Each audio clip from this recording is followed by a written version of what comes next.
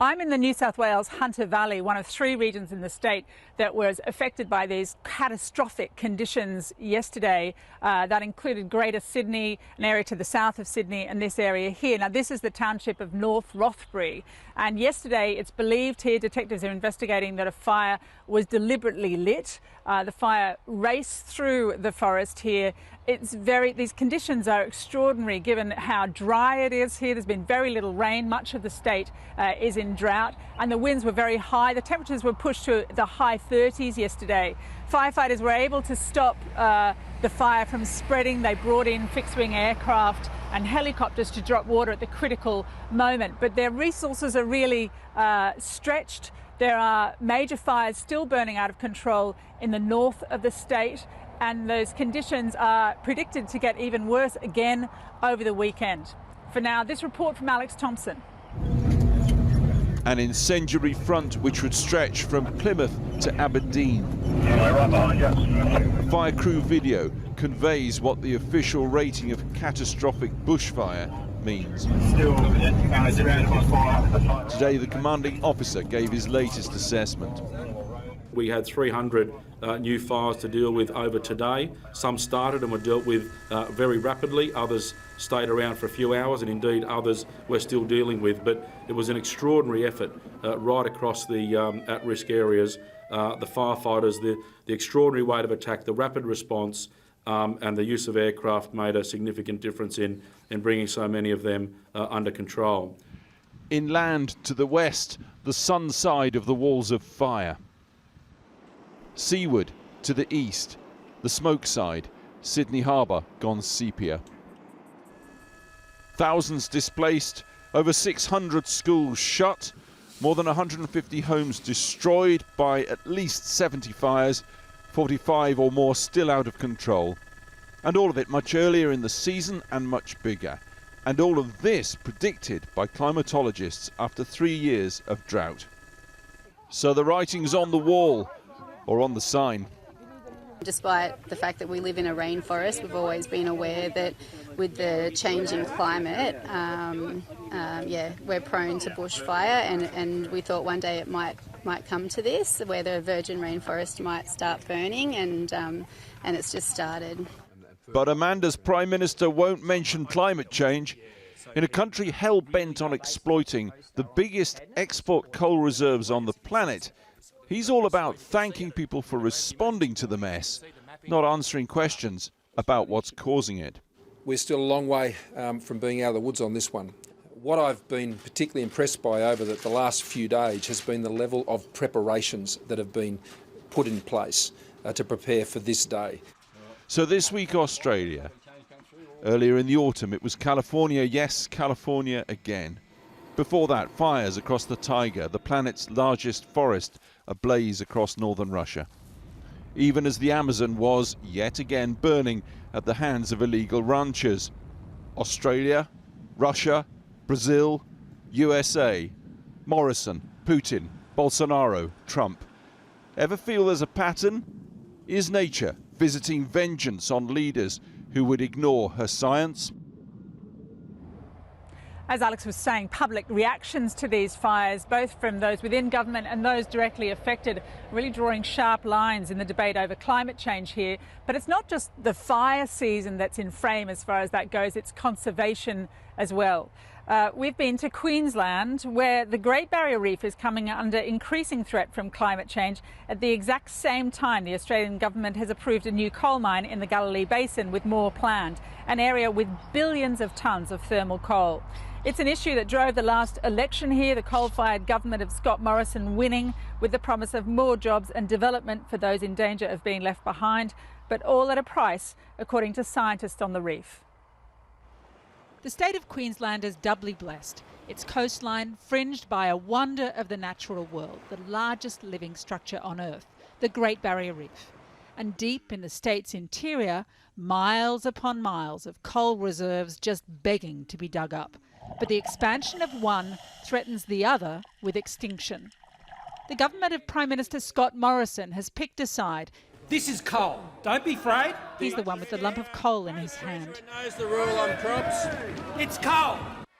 His proselytising for new mines may have won him the last election, but it's prompted protests in the cities. Even as scientists warn, there's little time left to turn the tide against climate change. We've done calculations that show if we continue along a business as usual carbon dioxide emissions trajectory, by mid-century, if we continue down our current path, there'll be no place left in the world where reefs are able to grow. And so, on the northern Barrier Reef, we went to film with scientists searching with new urgency for signs of life, measuring resilience, studying threats to the coral that range from predatory starfish to farm runoff, extreme weather and warming seas that bleach and kill the coral. In places here we saw for ourselves there's only 5% coral cover now. Young staghorn corals have settled in small patches. Elsewhere there are stronger signs of recovery, baby coral only 1 to 2 years old and new growth.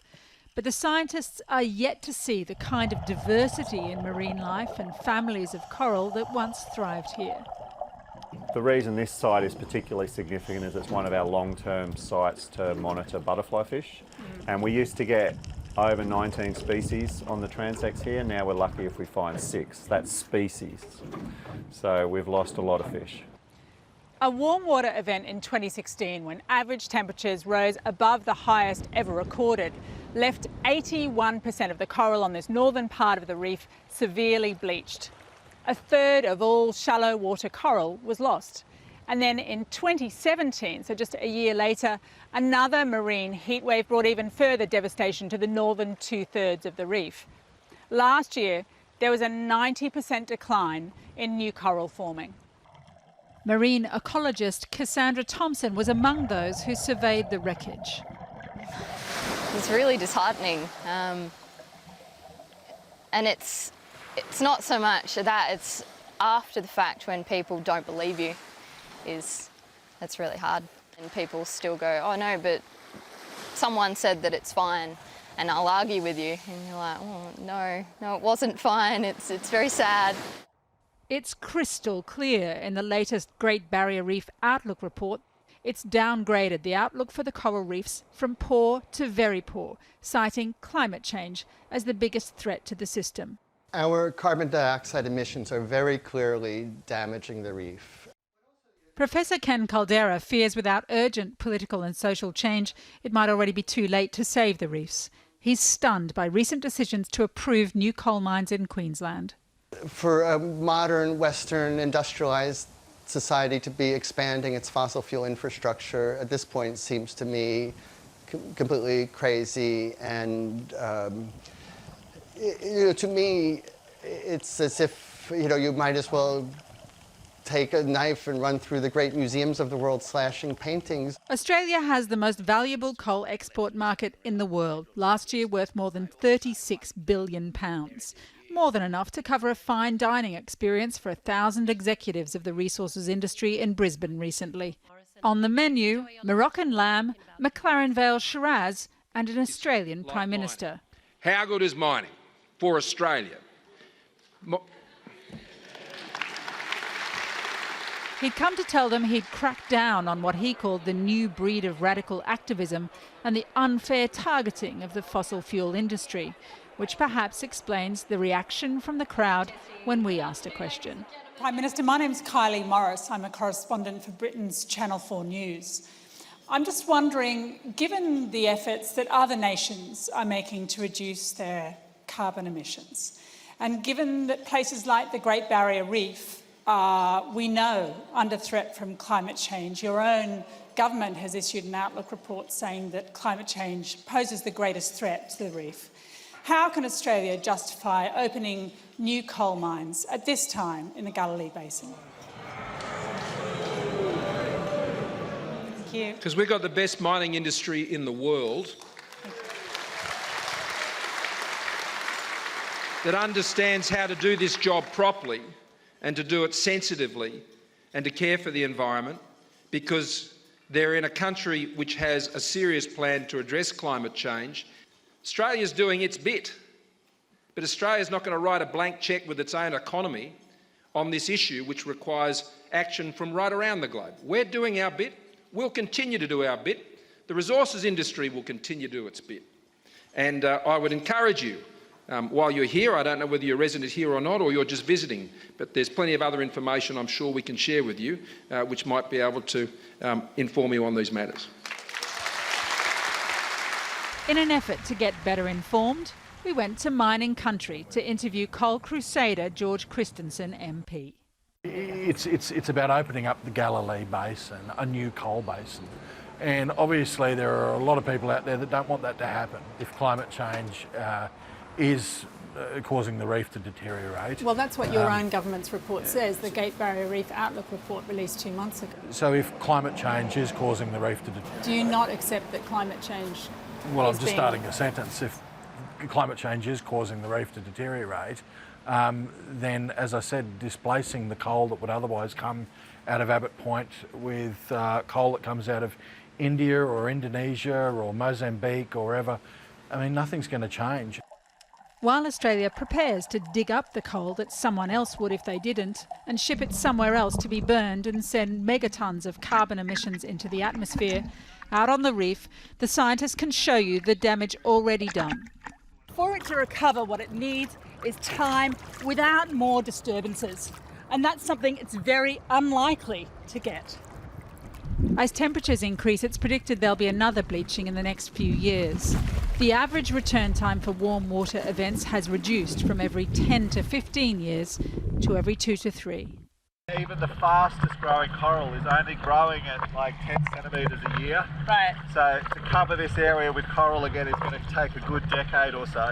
There are those who draw catastrophic conclusions to compare the last great extinction with what humans are doing to the planet now. The last thing that happened to reefs that might be as big as what we're doing now is the meteor that wiped out the dinosaurs. And it just seems completely crazy that to make a little bit more money this year, we're willing to inflict damage on this planet for hundreds of thousands of years into the future. If the damage continues at pace, without sufficient time for the reefs to recover, it's not only the coral we risk losing, but the abundance of life that goes with it.